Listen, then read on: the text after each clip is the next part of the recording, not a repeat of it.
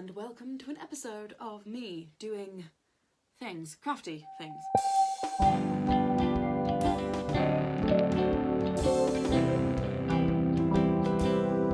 A couple of weeks ago I saw a really cool kind of t-shirt dress on eBay that I really wanted. I made offers, I made bids, I did not win it, which I was unhappy about. However, I basically realised that the thing was actually pretty easy to recreate. So instead, I bought this knee-length t-shirt dress. I'm going to use some bleach and I am going to turn this that I got secondhand off eBay for about £4 into the thing that I wanted and did not win. So normally you would not be using hair bleach for this, however, that's what I have at the moment. We currently have a box to stretch the shirt over because I don't want any of the bleach to bleed through the front of it to the back. So we're going to stretch this over the box. So there we go, we have a fake Emily. I have a handy dandy picture over this way on my laptop screen of what a ribcage looks like, and basically I'm going to start from the middle and move out from there.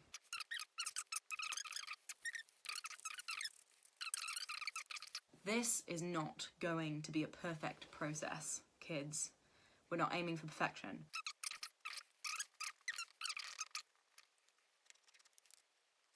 Like I said, we're not going for perfection. We're going for rock and roll intrigue. We're also going to find out if this will actually lighten a t-shirt, because I'm not entirely sure. From the photo that I have up, it looks like the lower the ribs get, the more they kind of curve. They have more of a curve downward. So I am aiming for something along those lines. But like I said, kids, we're not going for accuracy, we're going for cool points. Well, this is definitely looking rib-like. Going to make some little baby floating ribs. This is definitely edging more into ribcage land now. Let's go for some attempt. I wouldn't say at accuracy, but like, I would like to have at least have tried a bit for scientific integrity. Because, you know, when you are smearing hair bleach on a t-shirt for the purpose of making a video for your strange new hobby of entertaining people on the internet, then integrity is the name of the game, right? Do I want some spine? Do I? No, I don't. Well, the bleach smells bleachy, even if it is not bleaching. And this is where I have to not recreate the tragedy of the tie-dye and get this all over my top. No promises. No promises whatsoever.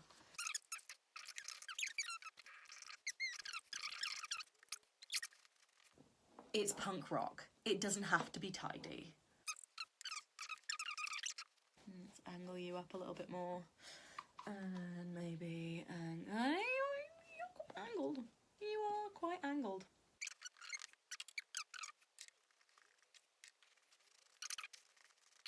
It doesn't have to be neat. It doesn't have to be accurate. But I do want to do my best, because I am an odd creature. It doesn't look like a real shoulder joint, but it doesn't have to. Like I just said, things. I think we're just going to leave that for 20 minutes and hope for the best.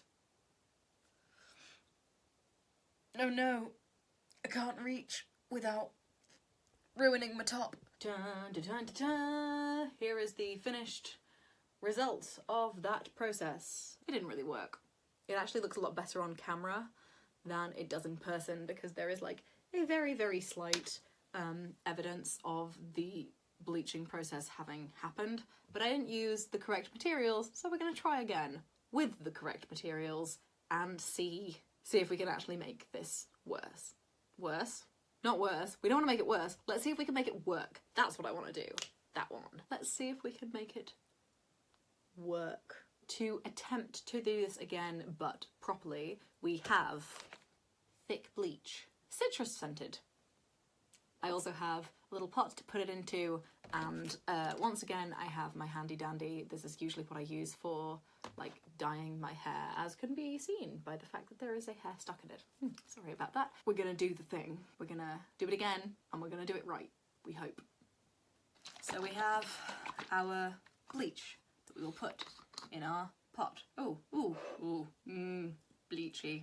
I should probably be doing this in a significantly better ventilated area, but I'm basically going to do this and then immediately vacate the space I'm doing it in, so that I don't, you know, slowly asphyxiate on bleach fumes.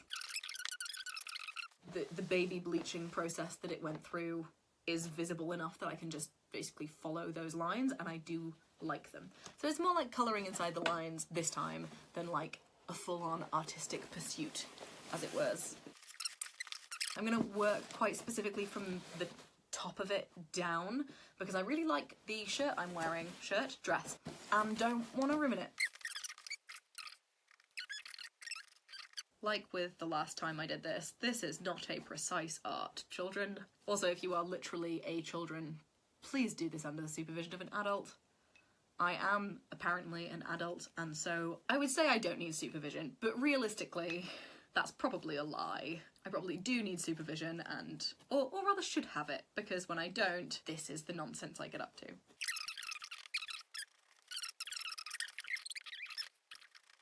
The point is that it's distressed, right?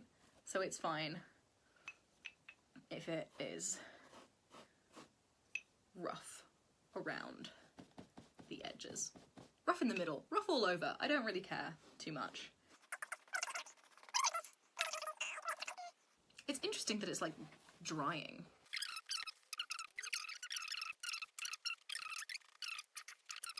We don't want too much spreadage. Spreadage bad. I might be a bit tired, guys. Let's not get my eyes too close to the bleach, because, you know, I like them as they are and unbleached. Don't bleach your eyes. Bad idea. I'm going to go and wash my hands after this, to be clear, before I touch anything important, or either of the cats. I am somewhat sensible sometimes. Ish.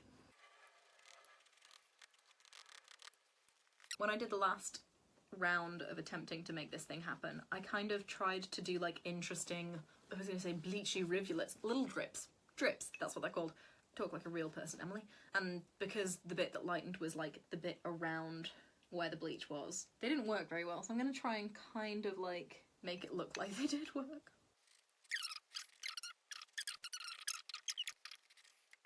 See if we can keep that bit nice and pointy. Pointy, pointy. This is a process.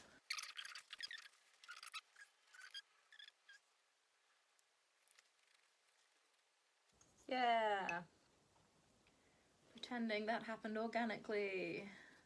I mean, that's literally most of art, no?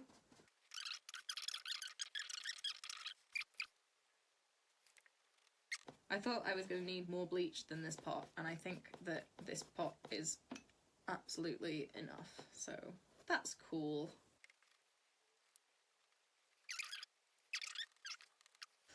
Want a little bit of drippage here.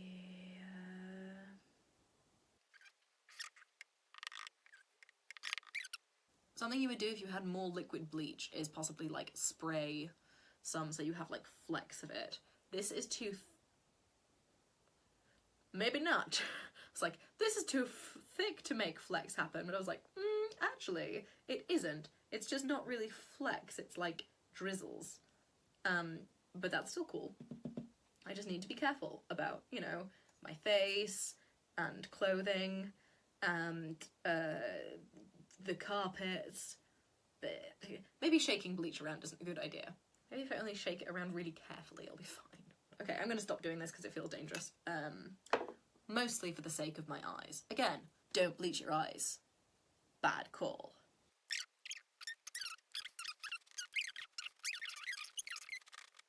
Sweet.